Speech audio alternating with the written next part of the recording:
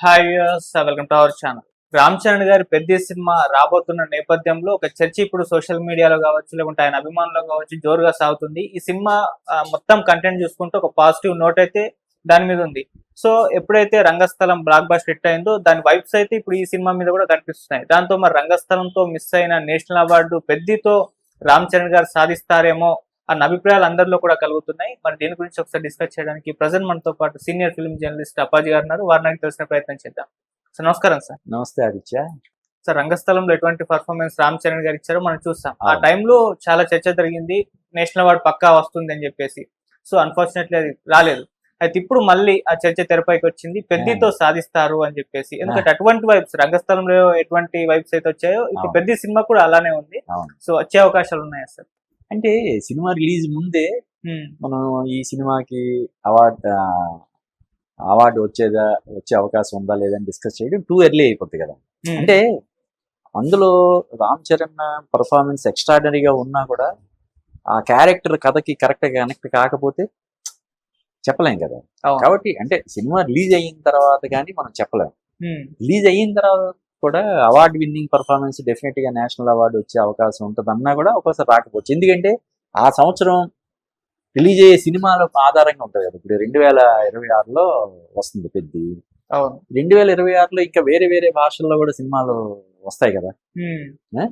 ఇప్పుడు అటు మలయాళంలో, తమిళంలో, కన్నడలో ఎవరికి వాళ్ళు ప్రతి ఒక్కరు కూడా విపరీతమైనటువంటి ఎఫర్ట్ పెడుతున్నారు. సంవత్సరానికి ఒక 2-3 సినిమాలు కూడా చేయకుండా ఒకే ఒక సినిమా మీద అవసరమైతే 2 ఏళ్లకు ఒక సినిమా చేస్తున్నారు ఇప్పుడు హీరోలు. అంటే అంత పర్ఫెక్షన్ వచ్చేంత వరకు చేస్తూనే ఉన్నారు.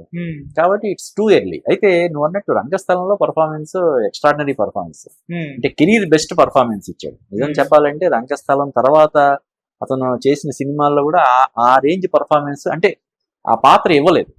అతను చేసినటువంటి సినిమాల్లో పాత్రలో అతనికి సహకరించలేదు, అందువల్ల ఆ రేంజ్ పర్ఫార్మెన్స్ ఇవ్వలేదు. రంగస్థలానికి రావాలి నిజానికి. కానీ డెఫినెట్ గా ఇప్పుడు పెద్దితో రాకపోయినా కూడా డెఫినెట్ గా ఒక 2-3 ఏళ్లలో అతను చేసే సినిమాలతో ఏదో ఒక సినిమాతో అయితే అతను డెఫినెట్ గా నేషనల్ అవార్డు కొడతాడని మాత్రం ఖచ్చితంగా చెప్పొచ్చు. కానీ పెద్దితోటి అది నిజం అవ్వాలని ఆచరణ రూపం దాల్చాలని మనం కోరుకుందాం. ఈవెన్ RRR టైంలో కూడా పోటీలో ఉన్నారు, కాకపోతే అప్పుడు కూడా పుష్పకు రావడం జరిగింది. సో ఇప్పుడు మరి పెద్దితో కాకపోయినా మళ్ళీ సుకుమార్ గారితోనే సినిమా ఉంది నెక్స్ట్ అంటున్నారు కాబట్టి మరి ఆ సినిమా ఏమన్నా? అవును, అంటే ఈ సినిమా కూడా పెద్ది సినిమా కూడా సుకుమార్ సినిమా లాంటిదే. అవును సార్. ఎందుకంటే ఆయన నిర్మాతల్లో ఒకటిగా ఉన్నాడు, తర్వాత రైటర్స్ లో ఒకటిగా ఉన్నాడు కదా. సుకుమార్ రైటింగ్సే బ్యానర్ పేరే సుకుమార్ రైటింగ్స్. అవును సార్. సుకుమార్ రైటింగ్స్ నుంచి ఏదైనా ఒక సినిమాతో అసోసియేట్ అయితే ఆటోమేటిక్ గా సుకుమార్ ఇన్వాల్వ్మెంట్ కూడా అందులో ఉంటదనే కదా. పైగా సినిమా డైరెక్టర్ బుచ్చిబాబు సానా సుకుమార్కి ప్రీ శిష్యుడు కదా. ఇప్పుడు ఉప్పిన సినిమాతోటే అతను ఎక్స్ట్రాడినరీగా అప్పటికి కొత్తవాడైనటువంటి వైష్ణవ్ తేజ్ తోటి అద్భుతమైనటువంటి పర్ఫార్మెన్స్ తీసుకున్నాడు కదా. కృతి శెట్టి నుంచి కానీ నాకు తెలిసి విజయ్ సేతుపతి కూడా ది బెస్ట్ పర్ఫార్మెన్స్ అందులో. అవును సార్. మరి ఇప్పుడు ఆ సినిమా వచ్చి ఇంచుమించు 3-4 ఏళ్ళు పైన అవుతుంది. ఆ సినిమా మీద ఇన్ని రోజులు దాన్ని నగిశీలు చెక్కుతూ ఆ స్క్రిప్ట్ కి ఈ సినిమాని తెరకెక్కిస్తున్నటువంటి బుచ్చిబాబు సానా డెఫినెట్ గా ఇప్పుడు మనం చూసిన ఆ గ్లిమ్స్ కానీ మరొకటి కానీ మొన్న రిలీజ్ చేసినటువంటి బుచ్చిబాబు సానా బర్త్డే సందర్భంగా రిలీజ్ అయినటువంటి వీడియోలో కానీ ఇవన్నీ చూస్తే డెఫినెట్ గా ఒక రంగస్థలాన్ని మించిన పర్ఫార్మెన్స్ ఇందులో ఉంటదని అయితే మనకు అనిపిస్తుంది. బట్ నేషనల్ అవార్డు వస్తుందా లేదన్నది it's too early to comment. Okay, national award పక్కన పెడితే సార్ ఇప్పుడు రామ్ చరణ్ గారికి ఒక కంబ్యాక్ అవసరం. అండ్ RRR తర్వాత ఆశించిన స్థాయి విజయాన్ని అయితే దక్కలేదు. అవును, అటు గేమ్ చేంజర్ కావచ్చు విఫలమయ్యాయి. మరి ఇప్పుడు ఈ సినిమా మరి భారీ విజయాన్ని అయితే అందించే అవకాశం ఉన్నట్టు కనిపిస్తుంది. మరి ఎలా ఉండే అవకాశం ఉంది సార్? డెఫినెట్ గా ఒక సినిమా విజయవంతం కావడానికి ఏ అయితే అంశాలు అవసరం అవుతాయో ఆ అంశాలన్నీ ఇందులో పుష్కలంగా ఉన్నట్టు అనిపిస్తున్నాయి. ఇప్పుడు రిలీజ్ అయినటువంటి పాట కావచ్చు, అంతకుముందు రిలీజ్ చేసినటువంటి క్లిప్స్ కావచ్చు, మొన్న సానా బుచ్చిబాబు బర్త్డే సందర్భంగా రిలీజ్ చేసినటువంటి వీడియో కావచ్చు, ఇవన్నీ చూస్తే డెఫినెట్ గా ఈ సినిమా రంగస్థలాన్ని మించి ఒక RRR మించి ఉంటదేమో అనిపించేలాగా ఉంది. ఇప్పుడు బుచ్చిబాబు సానా గురించి ఎంతో గొప్పగా పోస్ట్ చేశాడు అతను బర్త్డే విషెస్ చెప్తూ కదా. అంటే అతని మీద ఎంతో నమ్మకం, ప్రేమ, అభిమానం ఏర్పడింది తప్ప అటువంటి ఒక గ్రీటింగ్ అనేది హీరో నుంచి రాదు కదా. ఒక పక్క తను చేస్తున్నటువంటి సినిమా పెద్ద బాగాలేదు, సాటిస్ఫాక్షన్ లేదు, ఇంకేదో చెయ్యాలి కాబట్టి చేస్తున్నాడు అనుకో, అంత గొప్పగా గురించి మాట్లాడుతూ పోస్ట్ చేయడు కదా. ఏదో all the many many happy returns all the day అని ఊరుకుంటుంది. కానీ చూస్తే ఆ రోజు పెట్టిన పోస్ట్ చాలా ప్రేమతోటి పెట్టిన పోస్ట్ లాగా మనకి కనిపిస్తుంది.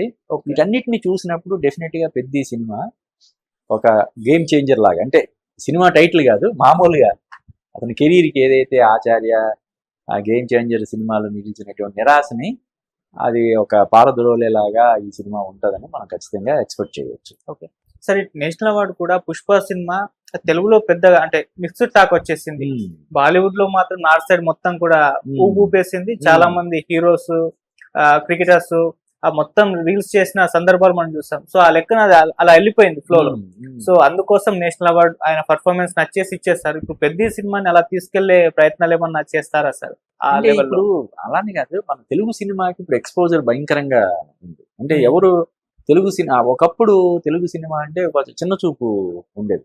అంటే బాహుబలి ముందు వరకు కూడా తెలుగు సినిమాలంటే అంత మరీ పెద్ద రెస్పెక్ట్ ఉండేది కాదు. మనం చూస్తే ఇప్పుడు విజయవాడని సినిమా డట్టి పిక్చర్, అందులో ఆ హీరోని మన సౌత్ ఇండియా హీరో లాగా చూపించి కొంచెం చిన్న వెటకారం వ్యంగ్యం అది జోడిస్తారు అందులో కదా. అలాగే అంతకుముందు కూడా కొన్ని సినిమాల్లో అలా ఉండేది. అప్పట్లో ఏంటంటే ఎక్కువ శాతం హిందీలో హిట్ అయిన సినిమాలని మన తెలుగులో రీమేక్ చేసేవాళ్ళు. పర్టికులర్గా ఎన్టీఆర్ అప్పట్లో చాలా రీమేక్ సినిమాలు, నిప్పులాంటి మనిషి, నేరం నాది కాదు, ఆకలిది, మగాడు, ఇలా చాలా సినిమాలు ఆయన చేశారు. తర్వాత చాలా మంది హీరోలు కూడా చేశారు. తర్వాత ఏంటంటే ట్రెండ్ మన తెలుగులో హిట్ అయిన సినిమాలని హిందీలో చేయడం అనేది, అంటే అంతకుముందు కూడా ఉంది. మన తెలుగులో హిట్ అయిన సినిమాలని అక్కడ చేయడం, హిమ్మత్ వాలా కావచ్చు, ఇలా కొన్ని సినిమాలు మన తెలుగులో హిట్ అయిన, ఇప్పుడు జితేంద్ర అక్కడ స్టార్ గా అయ్యింది కేవలం మన తెలుగు సినిమాలని రీమేక్ చేయడం ద్వారా. ఓకే, ఆ ట్రెండ్ అలా నెమ్మదిగా అలాగా, ఇప్పుడు ఉదాహరణ విక్రమార్కుడు సినిమాని అక్కడ హిందీలో రీమేక్ చేశారు, చాలా పెద్ద హిట్. సల్మాన్ ఖాన్ పని అయిపోయింది ఇంకా హీరోగా అనుకున్న టైంలో పోకిరి సినిమాని వాంటెడ్ అని చేశారు, అక్కడ చాలా పెద్ద హిట్ అయింది. అవును సార్. తర్వాత నుంచి ఇంకా బాహుబలి దగ్గర నుంచి తెలుగు డైరెక్టర్స్ అంటే రెడ్ కార్పెట్ వేసే ఇది వచ్చేసింది. ఇప్పుడు మన రాజమౌళి, సందీప్ రెడ్డి వంగ, సుకుమార్, అసలు వాళ్ళకి ఏంటి వీళ్ళు తీస్తున్న సినిమాలు ఏంటని మెంటల్ ఎక్కుతున్నట్టు ఉంది అక్కడ. లక్కీలీ ఈ మధ్య వచ్చిన కొన్ని సినిమాలు హిందీలో కూడా మంచి విజయాలు సాధించారు. దురంధర్ సినిమా పర్టికులర్ గా మొత్తం పుష్ప రికార్డులను కూడా అది బ్రేక్ చేసింది. అంతకు ముందు ఉన్న రికార్డులన్నింటినీ పుష్ప బ్రేక్ చేస్తే పుష్ప రికార్డుని దురంధర్ కొట్టేసింది. లక్కీగా వాళ్ళు కొంత ఊపిరి పీల్చుకునే పొజిషన్ లో ఉన్నారు. ఓకే, మన లేకపోతే ఏంటి మన ఇటు తెలుగు వాళ్ళు కన్నడ వాళ్ళు వచ్చి మనల్ని చితకొట్టేస్తున్నారు రికార్డులన్నింటినీ, అంతే కదా. కేజీఎఫ్ 2, కాంతార, మహావతార నరసింహ, మన RRR, ఓ పక్క సందీప్ రెడ్డి వంగ, అతను స్ట్రైట్ గా అక్కడ సినిమాలు తీసినా కూడా తెలుగు వాడు తీసిన సినిమాగానే చూస్తారు కదా. ఒక యానిమల్ గానీ, అంతకు ముందు కబీర్ సింగ్ గానీ, ఇవన్నీ ఒక తెలుగు డైరెక్టర్ తీసిన సినిమాలుగా చూస్తారు. ఇంకా పుష్ప 2 తోటి సుకుమార్ అక్కడ ఒక రేంజ్ లో, అంటే ఎంత పెద్ద హీరో అయినా, even right from Shahrukh Khan, Aamir Khan, ఎవరైనా సరే మన తెలుగు డైరెక్టర్ అంటే ఇమీడియట్ గా టైం ఇచ్చి స్టోరీలు వినే పరిస్థితి ఉంది. తర్వాత ఇప్పుడు ఆ మధ్య షారుఖ్ ఖాన్ అట్లీతో చేసిన సినిమా ఎంత పెద్ద హిట్ అయింది. మరి అట్లీ కూడా మన తమిళ డైరెక్టర్ కదా. అవును సార్. అలాగా మన సౌత్ సినిమాకి విపరీతమైనటువంటి రెస్పెక్ట్ అనేది పెరిగింది. అందువల్ల తెలుగు సినిమాల్ని పక్కన పెట్టే ఇది ఉండదు. అలాగే నేషనల్ అవార్డ్స్ కమిటీలో కూడా మన ప్రాతినిధ్యం అనేది ఉంది. ఒకప్పుడు మన వాళ్ళు ఆ జ్యూరీ మెంబర్స్ గా ఉండేవాళ్ళు కాదు, ఎవరో ఒకరిద్దరు ఉండేవాళ్ళు. వాళ్ళకి అంటే ఒకరు ఇద్దరు ఉంటే అక్కడ ఏం ఇన్ఫ్లుయెన్స్ చేస్తారు, కనీసం ఒక 2-3 ఉంటే లేదు ఈ సినిమా అని చెప్పి వాళ్ళకి ఎక్స్ప్లెయిన్ చేయగలరు. భాష పరంగా ఇప్పుడు మన వాళ్ళలో చాలా మందికి హిందీ వస్తుంది, కానీ హిందీలో ఉన్న డైరెక్టర్స్ చాలా మందికి తెలుగు రాదు. సినిమా ఇక్కడ ఎంత గొప్ప సినిమా అన్నా, అందులో ఎంత మెసేజ్ కానీ లేదా ఎంటర్టైన్మెంట్ కానీ ఏమున్నా వాళ్ళకి అర్థం కాదు కదా. సబ్ టైటిల్స్ తో చూసినా కూడా ఆ సోల్ ఏదైతే ఉంటుందో అది పట్టుకోలేరు కదా. అందువల్ల ఇప్పుడు నేషనల్ అవార్డ్స్ కమిటీలో కూడా మన వాళ్ళ ప్రాతినిధ్యం ఉంటుంది కాబట్టి డెఫినెట్ గా సినిమా ఏమాత్రం బాగుంటుందా, వాళ్ళు ఎవరి వేరే సినిమాని ఏదైనా సిఫారసు చేస్తే లేదు ఇదిగో ఈ సినిమా కూడా మీరు చూడాలి, చూసి అప్పుడు మనం నిర్ణయం తీసుకుందాం అని చెప్పే పరిస్థితి ఉంటుంది. కాబట్టి డెఫినెట్ గా మన సినిమాని అయితే పక్కన పెట్టేసి వేరే సినిమాలకు ఇచ్చేంత ఇది ఉండదు. Okay sir, thank you so much. Thank you Aditya.